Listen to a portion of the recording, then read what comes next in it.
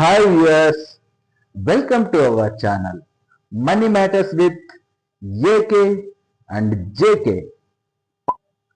చదరంగంలా మారిపోయిన Trump tariff war. Trump ఏ దేశాలపైన ఎంత శాతం టారిఫ్ విధించాడో చూద్దామా?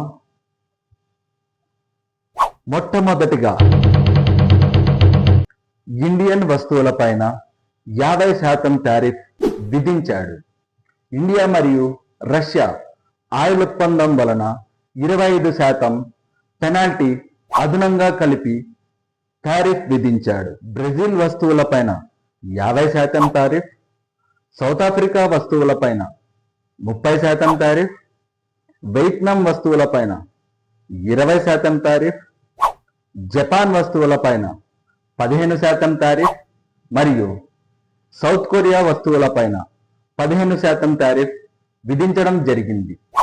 కెనడా వస్తువులపైన కూడా 35% టారిఫ్ విధించాడు.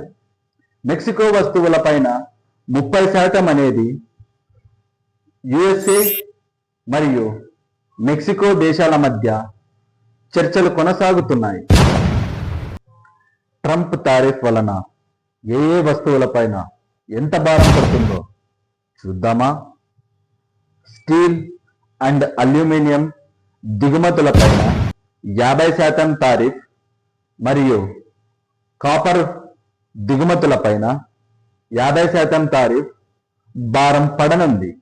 ఇతర దేశాల్లో తయారు చేయబడ్డ కార్లు, కార్ పార్ట్స్ మరియు ఇంజన్స్ పైన 25% టారిఫ్ భారం పడనుంది. మరింత ఫైనాన్స్ సంబంధించిన సమాచారం కోసం ఈ ఛానల్ని లైక్ చేయండి, షేర్ చేయండి, సబ్స్క్రైబ్ చేయండి. అలాగే కిందన్న బెల్ ఐకాన్ని క్లిక్ చేయండి. జై హింద్, జై భారత్.